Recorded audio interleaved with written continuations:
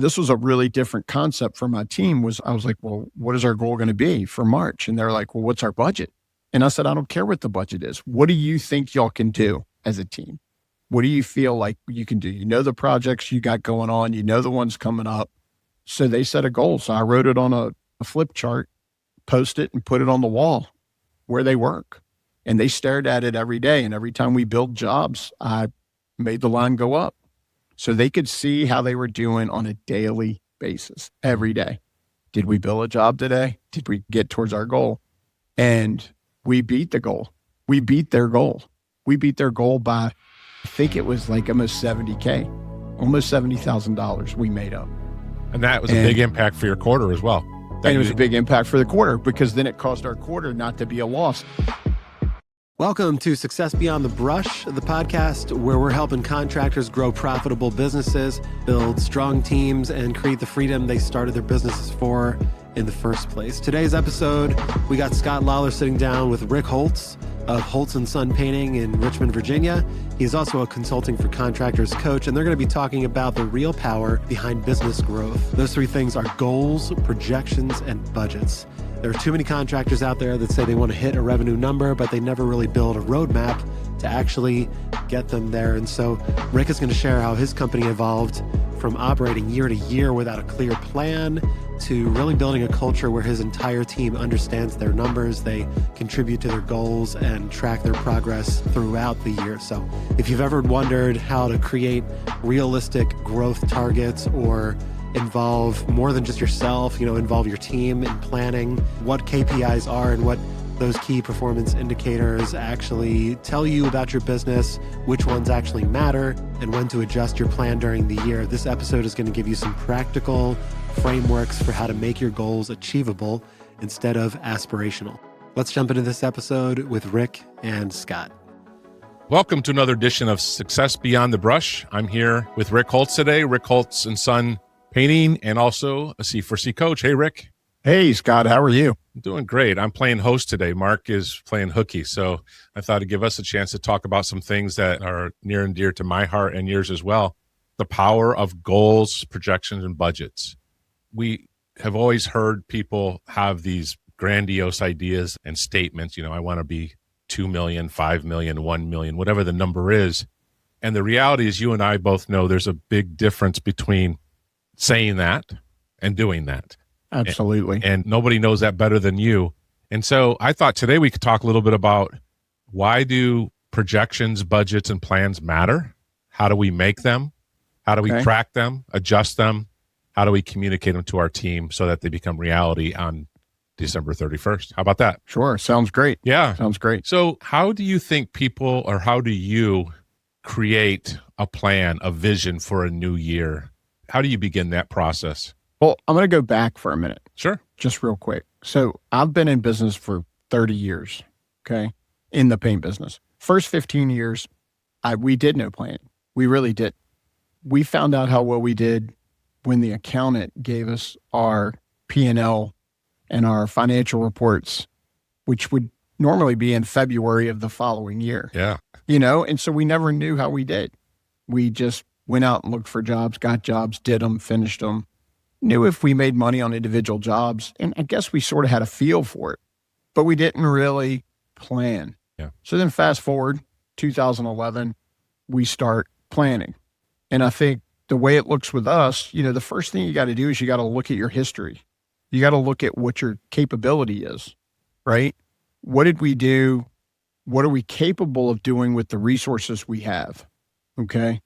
That's sort of where we start. That's where you start your plan. And what does that look like? Do we have inefficiencies? Do we have opportunities for growth? Can we be more efficient with the resources we have? Or are we going to add a whole bunch of new resources, like a new service or a new sub crew or a bunch of new employees? Because then you can take what your history was with what you had and then add more to it. Typically what we do, like I said, look at our history, look at where we ended a year, then start thinking about, well, what are we going to do differently this year? And we look at those things. What are our priorities going to be? Is it going to be a year where we don't really want a lot of growth because we're going to work on processes and procedures and really trying to get better? Or are we going to add another service, like I said before, and we're going to increase our revenue a lot? And then we set our goals. And the way we do it is we have a management team, which is, our project managers, our operations manager, our estimator, our CFO, all that kind of stuff. All of us are going to meet and we're all going to look at this together and everybody's going to have input.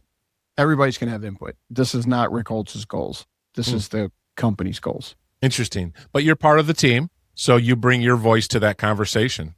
Right? Absolutely. Yeah. Yeah, it's key. Yeah. So it's key. And I think it's really important to let everybody have a voice. Yeah. What's the difference then between what you want versus what they want, or how would those things differ? Well, I think for me, I see the business at a higher level. I'm not involved in the minutia of the day to day. So I have a different vision. It's not a better vision. It's not a superior vision. It's just a different vision. So sometimes I can see blind spots or I can see opportunities that they don't see or they haven't realized because they're looking at things at a day to day or even a week to week cadence. And I think it's important for an owner or somebody who's not involved in that to kind of offset. And that way we can kind of have a back and forth discussion. And sometimes they can convince me to agree with them. And sometimes I can kind of get them to raise their bar, so to speak. So how do you guide that discussion if you think, like you just said, that they might be playing it just a little bit safe, or if they're off the mark? Do you guide that conversation or? Absolutely. Because I think what you do is you got to look at opportunities. You got to look at areas of improvement, like we did this last year, but we still didn't have a really great scheduling process down. If we could nail our scheduling process down, or if we could limit our go backs, or if we could have better job closeout, I think we could avoid crews going back. So therefore it's going to free them up to stay on new jobs longer so we can increase our revenue next year. Like if we do 3 or 4 things that I think are opportunities, we could increase our revenue by X each month. If we do it each month times 12 months, look where we could be, and I think it's those types of conversations of trying to lead them to what their potential really is. Because I think as humans, Scott, you and I both know we want to be comfortable. We don't want to stretch. No. I don't want to stretch. Do you? It's not fun. I want to be comfortable. I don't want to exert myself too much, but we see potential in others so much easier than we do in ourselves. Yeah. So this is great. Now, one of the easiest units of measurement is money, right? So many people talk about money, revenue, and yet that's the easiest one to kind of establish or talk about. But the fact is, it might be one of the weakest motivators or one of the poorest KPIs to look at when we're talking about planning. Is that correct? I agree and I disagree. I think you've got to use something you can measure. It's got to be something that's unbiased that you can measure, but you can also add to that a feeling, right? You could have a killer year on the books, but if your team is stressed and stretched and everybody's ready to quit, then is that really a successful year? Yeah. So I feel like you really have to balance numbers with other measures, but I don't think you could just use other measures and not have numbers. Not in the game of business. The goal of all of us being in business is to make a profit, right? Grow and make a profit, or stay healthy and make a profit. Doesn't always have to be grow, but you've got to make a profit to continue to exist. So you've got to measure that. So someone that's listening to this and would like some examples, give us some examples of some targets, goals, or something that your company back November, December, even maybe before that, discussed and came up with as a team as things that you wanted to improve in 2026 that weren't money. Well, I think all of it probably could go back a little bit to money, but a few of the things that we're working on is labor efficiency. Do we have the right person doing the right job? And labor efficiency, we're still working on different ways to measure that, but maximizing your hourly expenditure per hour of revenue, right, is basically, I guess, what it is. You want to maximize that where you can, but it could be real simple. You don't want a high paid person footing a ladder for a lower paid person. It just doesn't make sense. So it's those sorts of things we're looking for. Measuring go backs is a huge thing for us. We're trying to track go backs because every time that we have to pull resources off of a current job to go back to a job that we thought we finished, that's costing us money, And so what we're doing now is we're just tracking them for the first quarter and then see if we can find some trends to then see if we can take some actions or see if we see some patterns and see if there's something we can do differently to eliminate or avoid or cut them back. So those are just two examples of some goals that we have for this year that I guess I would say are non-monetary goals. Mm-hmm. Another one is just kind of defining the roles of crew leaders in our business and actually the role of just a team member. Like, what is your role? Because we've never really done a good job of sitting down with them as a group and then as individuals and say, this is how you affect the success of this business. And that's what we're doing. And we started doing that. I mean, they had two crew leaders in today that they had a 35-minute review with. And that process, I think, is really important because you're being more efficient. They understand what they have control over and what they don't. And like I said before, the whole point of us being a business is to make a profit. Yeah.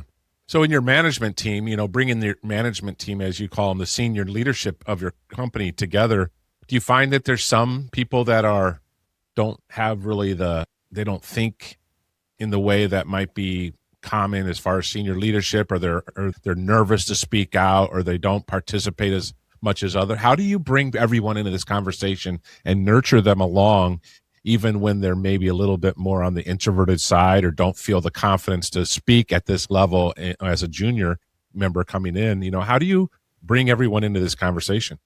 I think what we do is just try to call them individually. I mean, we stress over and over, this is a safe place and your input is important as my input. Because at the end of the day, if you can't get everybody to voice how they feel, how can they be successful? I just feel like if you don't have a voice and you can't encourage them to have a voice and give you input, then they're not going to be successful. And do you find that there's typically pretty much a consensus after you guys spend sufficient time together and hash this over, or is there sometimes not? I mean, there's been years where it hasn't been, but our team has been around and been together for long enough now that we're pretty solid. And that's the wonderful thing. We're in a really good spot right now. I'm probably going to jinx something, but we're in a pretty good spot now. We're close. When I say close, if we're talking about goals of millions, we might be off by a couple $100,000 on what we think we can do and say like a revenue goal, or we might be 2 or 3 percentages off on a gross profit percentage goal for the year or something like that. But it's not anything drastic. Like, y'all are crazy. Y'all are being too aggressive. I'm going to walk out. What I'm saying? You don't see that. And I don't see people in our team that are like a deer in headlights, kind of like shocked or intimidated by the conversation. Sure. We've done a good job of working together as a team, improving as a team, continuing to try to educate ourselves to get better. So yeah, we're pretty strong. So do you find yourself ever walking in to these moments or these time frames that we're talking about, the planning of the year, with some kind of a crazy idea that you're going to try to introduce and get across the finish line? Or are you really working these ideas way in advance of that so that it's not new? I'm not the kind of guy that likes all these crazy new ideas. I guess I'm a little bit different than a lot of entrepreneurs. Some entrepreneurs aren't happy unless they're constantly building something new. And I'm the kind of guy that would tinker on the same thing forever until they got it to a point maybe of perfection. But for me, I think it's so important. Like, I don't still feel like I'm good enough at this to really do anything crazy, like add power washing or add window washing or add gutters to my business. You know what I mean? Yeah. Because I'm trying to be the best painting, wallpaper, and carpentry company that I can be. And I feel like as soon as I solve one thing or we solve one thing as a team, there's 2 or 3 other new things that pop up within that core that we need to work on. So I just don't get bored with it. So I don't really come up with these crazy, like, I'm going to do epoxy floors now. Yeah. You know what I mean? Yeah. Just, Well, it just but doesn't now happen. let's there are some times appropriately that you evaluate a service, and you've talked about that. Are we going to add a new service? And I can think of two. One that you have really gone after this year, I believe, is your first year, and one that you took a pass on about a year ago. And that was a hard decision, right? Because that was something that was an additional service, not really painted related, but in line with your designer work. And you looked hard, and I would suggest, in my words, you were pretty close to maybe making a go of that, maybe. And then you opted to take a pass. And then on the other side is your carpentry division, like making that a little bit more official, like we can do more. Here's, we're going to actually employ carpenters for these things. So those are two examples of services, one that you took a pass on and one that you said, let's go. Can you speak to that process a little bit? And how did you involve your team, or was this more a decision you decided to make? Well, part of it, the one I said no on, was really more on me, because I knew to get that service launched, it was going to take my time and my energy. And I knew that if I took my time and energy, it would take my time and energy away from the core of our business, which is what I make a living off of. And, we support so many families, right? And we had just moved to a new location, and we just had a lot of balls in the air, and it just wasn't a good time. I still think that it's a good business opportunity. It's dealing with a clientele that we deal with. It's a high-end service, white glove service, which I feel like we're good at, all those things. But it got to be an ego thing too. I was like, am I doing this because it's something I really want to do? Or am I doing this because people think I'm going to be good at it? Yeah. And I'm like, people think I'm going to be good at it. Multiple people have told me I must be great. And then, I got all wrapped up into that. Mm-hmm. Oh, look at me. And then I was like, in the grand scheme of things, I think it could hurt me in the long run at this point in time. Yeah. I'm not saying it's not something I may do years down the road. Let's talk about carpentry that we've kind of gotten into more. Carpentry is a different situation because we were able to hire people that I feel like could run it at a higher level than I could. So it's not taking my time. I mean, I have to manage it. I have to have check-ins to make sure that the way we perform carpentry is consistent with how we treat people. But as far as the technical part of carpentry and how that business works, it was a no-brainer because we were able to hire some key people that really are good at what they do. Does that make sense? It does. And also, I think you have very clear parameters about what you do and what you don't do. I am still a work in progress, but I am trying to be more disciplined with where my energy should go and where it shouldn't go. And I think for business owners, the harder part is what we need to say no to. Yeah. And I think what Rick just said about ego is something that we should put a pin in for people listening, because we all have ego. Ego can be very healthy. It's necessary and needed, but it needs to be held in check. And I personally am driven by that reflection as well. In a lot of reactions I have to certain external things immediately, and this is what my coach talks to me about, is that response ego driven? Are you responding from a place of ego? And if you are, then that's probably where you start and go, yeah, that's not where I want to respond from.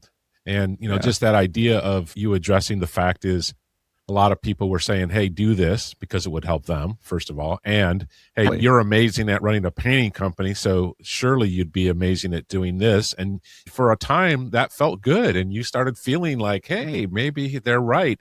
And then you processed through what you just said, which is, I think this might distract me from what I really need to do for my company. And therefore, the answer became no for the time. The thing that got me was like, when I finally put the ego aside, I was like, if there's such a need for this in this community and it's that easy to do, why isn't there somebody already doing it well? Yeah. Right?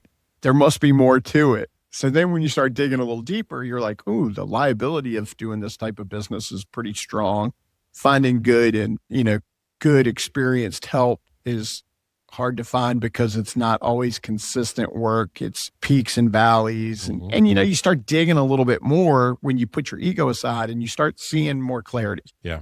Well, so let's move on. I want to just talk a little bit about, once you have this plan at your senior level and you guys have committed or, have at least a consensus, Do you then roll that out to deeper levels into your company, or how do you cast this vision now that these are the, I'm going to use KPIs, and even though it's not all numbers, but Sure. these are our KPIs. These are our 2026 focus goals. We want, efficiency, this, and management talk. Is it necessary to disseminate this down, or do you water it down, or do you talk differently? How do you really cast vision to everybody that this is the race we're going to run for 2026? Well, we set the goals with the management team like we talked about. And the management team's responsible for evaluating our performance the year before and then setting the goals of where we want to go. But it's critical after that to have a meeting, and it's a kickoff meeting, and we have a kickoff meeting with everybody in the company because everybody needs to understand. Everybody needs to be told, and I hope everyone understands. We explain it so that everybody would understand, but I think it's critical that from me all the way down to the newest hire needs to understand what our goals are for the year. And like I said, how everybody can affect that goal and how they contribute to the goals. So, we just talk about revenue goals for the year, gross profit goals for the year, what our expense goal is for the year, where we think our fixed expenses are going to land, and then what our net profit goal is going to be. And then we have a profit sharing program within the company. So it's key that they know this, and it's key that they are then told how we're doing on a monthly basis. It's the game of business, and I want everybody to be engaged as much as we can get them engaged. And if we never tell them again, if we have a kickoff meeting in January and never tell them how we're doing, how are they going to be able to help? Very difficult to stay motivated. Plus, they don't really understand how good things happened or how they didn't happen because they're just going, I don't know. They said something in January, and in December, they announced I got nothing and I don't understand what happened in between. Yeah. What happened? Did Rick Holtz keep all the money that we made? Yeah. Because we worked just as hard. Yeah. And I don't understand how I worked hard and got nothing. You want people to leave your company and stop trusting you, do something like that. We want to take a quick break here in the middle of this episode. And if you are listening and realizing that maybe your business could benefit from some clearer goals, maybe some better forecasting, or just somebody to hold you accountable, Consulting for Contractors is here to help people just like you. Rick and Scott are both C4C coaches, and C4C works with contractors like you every day to develop real-world growth plans, build financial clarity for your business, even create systems that are going to turn your vision into measurable results. They're here not just for painting companies too, they're also here for any company operating in the service industry space. So if you're interested in any of that and you want to hear more what Scott has to say about your specific situation, feel free to book a discovery call with him. It's totally free. Just log on to www.consulting4contractors.com. You're going to see a big button there that says book a discovery call. There you can learn how coaching from Scott can help you create a plan you can actually execute. Also, be sure always to check our notes or our video description for links and resources that they may have mentioned in this episode. Let's hop back in for the rest of this awesome episode with Rick and Scott.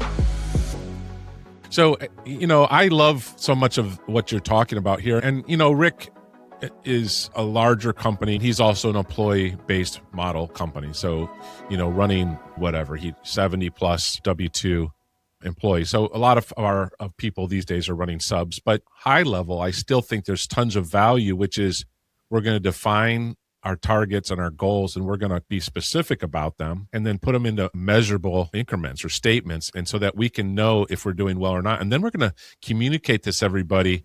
And I think one of the things that happen in companies is we don't talk to people about the things that they need to be familiar with and know. They're just treated like, well, you couldn't understand this, or this is private, or this is secret, or you can't be privy to my number. So we have all these silos. And the reality is, I think by opening up this information and treating people with, hey, your opinion matters and you're part of this team, so I'm going to treat you that way, I think goes a long way. Now, this doesn't happen in just one meeting. It happens over years and years of cultivating this culture. Well, yeah, it becomes a culture, right? It becomes a culture. Yeah. So let's turn the corner a bit and let's talk a little bit about how do we look at this information then as we're marching forward, and how do we analyze data? How do we determine the success of our initiatives?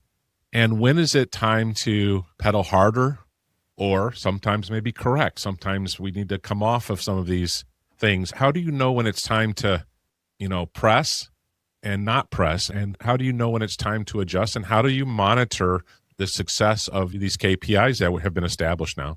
Well, I think a lot of it is it's the rhythm of your business. And, for a newer company, even newer companies, I feel like if you really look at your business, you can figure out the rhythm of your business. You look at your performance over past years, like for us in Virginia, we know that there's seasonality to our business because we can't work exteriors and, December, January, February, and maybe some of March. So you know that the winter's going to be lean months. And you expect that and you plan for it, you put it in your budget. And if you see that you're even worse off than you thought, then you know that you need to push harder when March comes, right? Mm-hmm. When you can get outside. Mm-hmm. So a lot of it, I feel like, is the rhythm of your business and keeping accurate financials. I mean, that's the key. And I know you preach that till you're blue in the face, Guy. But if you don't know how you're doing, you would never know when to adjust, right? And by the time you adjust, it's too late. Yeah. I mean, it's kind of like being dehydrated. If you think you're dehydrated, it's already too late. Yeah. So, I mean, we're looking at things on a monthly basis. We're looking at revenue. We're looking at GP on a monthly basis. We're also looking at it on an individual job basis. We don't look and analyze every job, but we'll take top 5 winners, top 5 losers on a 2-week basis and look at them to see if there's trends, see if there's things we're doing wrong, things we need to adjust. And then, of course, we have monthly goals, and monthly goals are what's going to help you a lot. Like if you're coming out of winter and your April is really slow, you might want to adjust, because April should be a really strong month for all of us that are in seasonal areas, right? Because we can get outside. You can fire up all your crews or your sub crews or whatever. But I think you really need to be looking at different things on a biweekly or monthly basis for sure. Yeah. But you got to keep those numbers and know them. That's the key. Yeah. And like you said, understanding your numbers give you peace of mind through the winter if you're in a seasonal area that, hey, you plan for this. Like you said, I mean, it's a large company. It's not uncommon that a large company may have an actual loss in the first quarter because they've built overhead that's built for their top speed, not their bottom speed, right? And I think that's the case for you. Absolutely. But the thing is, like, if you're slow in February, there's only so much you can do about worrying about it because you're typically going to be slow, right? So that's what I say. You need to know these things so that you can, like you said, when to push and when not to push. Yeah. Like I said, in April, May, June, when you're really humming along, or a lot of contractors in our industry, I feel like, their second and third quarters are where they make all their money. Don't you agree? Absolutely. And if you're not doing well, then maybe you need to make some adjustments and you need to look inward and you need to say, what are we not doing well? Because this is when we really should be successful. Yeah, you're absolutely right. And so most people make or break their year. Well, there's two issues. One is how deep into the fourth quarter do they get decent weather and keep going, right? So sometimes, it's really key. But I do tell people that you're never going to dig your way out of a catastrophic Q1. I mean, you have to do your minimum in Q1 and keep that at least, your boat afloat. A lot of people just have catastrophic Q1s and they go, well, we'll make it up. I'm like, that numbers are hard to make up. So you already have fat Q2 and Q3 numbers, and then you're going to pile in another whatever on top of that. It's going to be hard. So, keeping those numbers as true as possible. And I think the other thing that these types of concepts, these plans, these budgets, is it helps you know where your staffing is going to get to so that you can ramp up. It's very hard to go, I'm going to go from 10 painters to 20 painters overnight. You're not. So you can't even vet subs that fast a lot of times. No. So you got to have your stable full. You got to have them ready to go. But I'm going to analyze that plan. Now, let's talk a little bit about, maybe the emotional state. But I know in your case, you had a really your February, I think it was, had quite a ice storm and snow that really shut down your area because you're not used to that. So that was a real big problem. I think you guys lost over a week of production, maybe, if I'm not mistaken, or close We did. to. Yeah, we lost quite a bit of production. January and February was hard on us. We didn't have a great year. And a great couple months because we had a harder winter than we've had in a long time. So we didn't have the production in February that we needed. We were behind by almost $100,000. So we fast forward to March, and I knew that it was busier. I could feel it. I could just feel it. After this many years, I talk about my feelings all the time. My people are looking at me like, what? Like, you feel it? And I'm like, yeah, I feel it. The energy's building. It's going to get busy. And I said, what's your goal for this month? What's our goal? We're going to talk about our goal all month, because what we were doing is we were treating a month just like I used to treat a year when I first started. We'd wait till the end of the month to see how we did. Yeah. And it's like, if we're waiting until the end of the month to see how we did, it's too late. And, we could bring that all the way down to the project level, right, Scott? Like, if we were just waiting until we finished the job to see how we did, it's too late for us to even try to make it better. Yep. So this was a really different concept for my team. I was like, well, what is our goal going to be for March? And they're like, well, what's our budget? And I said, I don't care what the budget is. What do you think y'all can do as a team? What do you feel like you can do? You know the projects you got going on. You know the ones coming up. And so they set a goal. So I wrote it on a flip chart, post it, and put it on the wall where they work. And they stared at it every day. And every time we build jobs, I made the line go up so they could see how they were doing on a daily basis every day. Did we build a job today? Did we get towards our goal?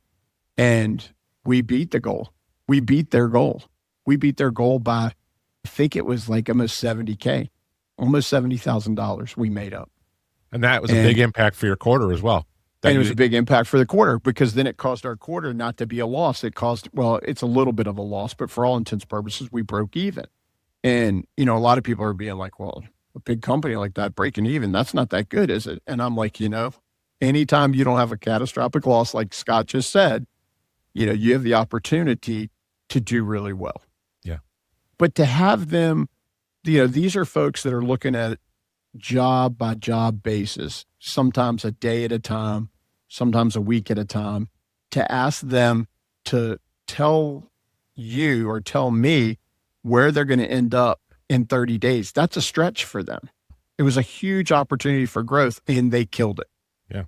Yeah, I love it. And there's a lot of neuroscience about what Rick just said. And I think a lot of companies miss the opportunity to talk more and put visually up goals, whether it's a production goal, a sales goal, whatever the language is. Back at PPD, I've told this story many times. We had this really long hallway between the offices with these glass walls. So we put that clear white dry erase on one wall, and we would put that goal right up there, and we would subtract every time we sold something. We had a big gong there, a sales gong. You heard that awesome gong go off, you knew someone sold something. And I wanted that number to go down to 0. This was on the sales side. That meant we sold everything that we needed to sell for the month. And what I loved is if it was a week left, and I started the next month, because you know what? That meant I had a head start. And I remember sitting there making dials in the last few days of the month because I wanted to hit that, because there was a visual reminder. That's what we stated collectively. That's where we're headed. That's what you're talking about. You're like, this isn't Rick's goal. This is our goal. And the reason it's important is because it's how we all get paid, feed our families, buy our vehicles, and blah, blah, blah. Plus there's retirement and health benefits and all this stuff that comes with being a team member at H.J. Holtz & Sons. But also there's another piece, which is, and it gets us to profit sharing. Actually, if we hit this, absolutely, if we can do what we all set up to do, we're going to share some of the spoils with you more than your paycheck. Yeah, we're going to make more. Yeah. So this idea of having the conversation and keeping this alive versus going, we had an offsite planning meeting for a half a day or a day, and we came back and we shoved it in the drawer, and here we go. Analyzing stuff at the end of the year, like Rick was talking about, that's an autopsy. I mean, the patient's dead. You can't do anything about it, but keeping this dynamic. And so, keeping it a live discussion with your management team, and like Rick's saying, force them to make it their own. Hey, what are you going to do about this? How are you contributing is really important. And it's just a dynamic environment to be part of. Well, I just think we as humans, we want to contribute. We want to do well. And if we don't know what doing well looks like, how can we do it? That's right. Yeah. There's got to be intentionality in our life. I've had plenty of days, and I'm sure you can relate. You wake up in the morning and you say, today's going to be a bad day. Guess what? It's going to be. It's a bad freaking day, right? But if you Yep. say, gosh, the sun's out today, I hear the birds chirping, I slept well, I have good energy, I'm going to have a great day today. All of a sudden, everything is great, right? Yep. So if you don't say how you're going to perform, how do you know if you've done well? Yeah. Yep. So I love the idea of getting them to commit to what they can do. The last thing I want to just talk about before we roll out of here today is big hiring moves. I'm talking about management type positions. When do you know it's time to add another project manager, another salesperson, or, something big like that? Like, how do you make that decision ahead of time? Because what I'm hearing from Rick here, and what I really love in our coaching, we really talk about this with people that are never satisfied. And that's one of the things that I love what Rick's sort of interweaving in here, is working towards the plan. And a lot of these younger people are just never happy. They're like, we want to do more. I was like, why don't we just work the plan to start, right? Because their past is a path of destruction, right? All this crazy stuff and debt and all this stuff. But they just always want to do more and more. So why don't we make a plan and work the plan? And if you achieve the plan, then we'll disrupt it a little bit. But this idea of, when do you know it's time to go to the next level? Because we all know, Rick, that businesses are built for capacity. And so you overbuild it, right? You overbuild your team to a point so that it can hit a number, and then they hit that number, and then they surpass that number. And then you start seeing a little bit of fracturing then you add something more. So that's more capacity.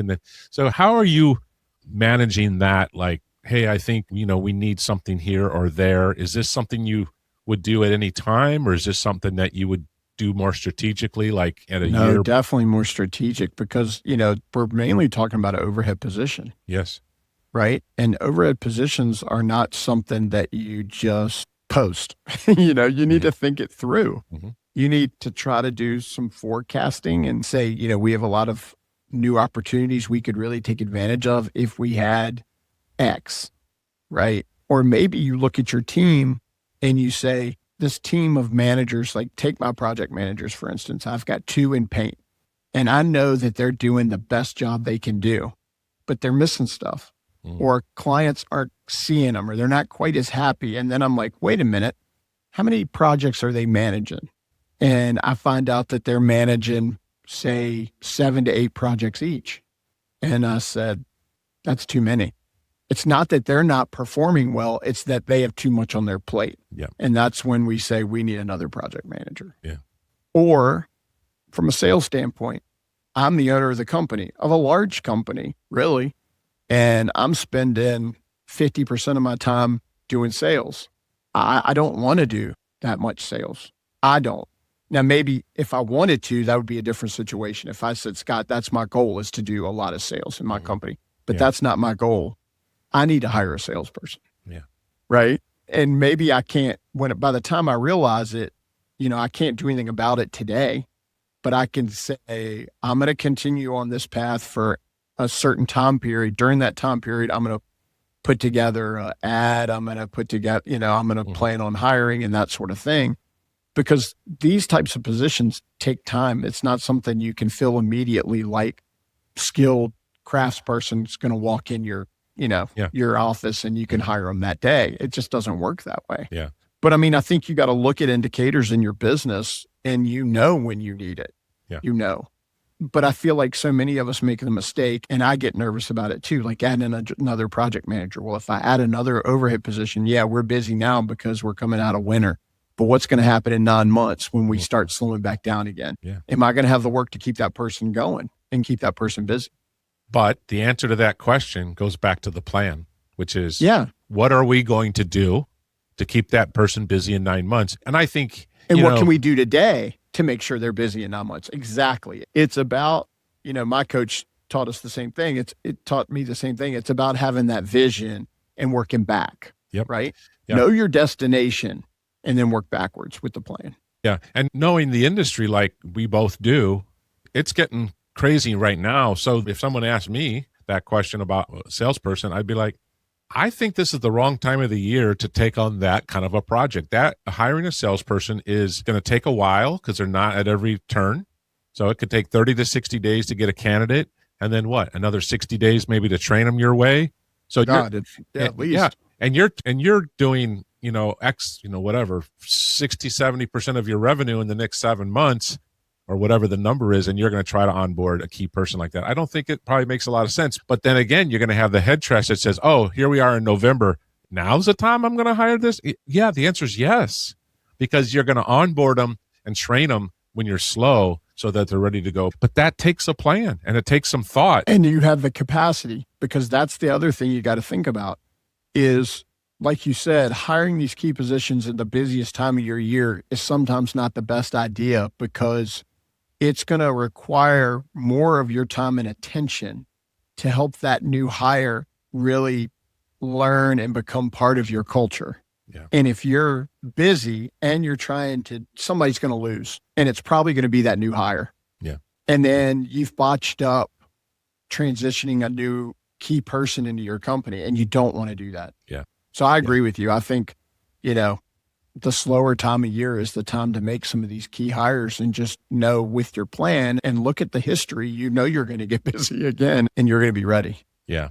Yeah. What a fantastic conversation. So just recapping a few things that, you might take away from this conversation is just, this idea of spending time creating a plan and creating it with your management team, your senior management, whatever you call them, and using your data to evaluate some things that you would want to tackle in the new year, come to a consensus, cast vision, track it then regularly, monthly for sure, and adjust as needed if needed. But you're going to get so much more out of your efforts if you would approach it that way than if you just go one off one day at a time and just run like crazy, because you're just going to burn out that way. Sure. And I know you say it all the time, and I'm just going to reemphasize it. You've got to know your numbers. Yeah. You really need to know your numbers. Yep. You can't plan without knowing your numbers. You can't have goals without knowing your numbers. You can't work a plan without knowing your numbers. And we're not talking crazy numbers, right, Scott? We're talking your revenue, your gross profit, your net profit on projects on a monthly basis. That's all you need. Yeah. That's really all you need. It's all you need is right. Yeah.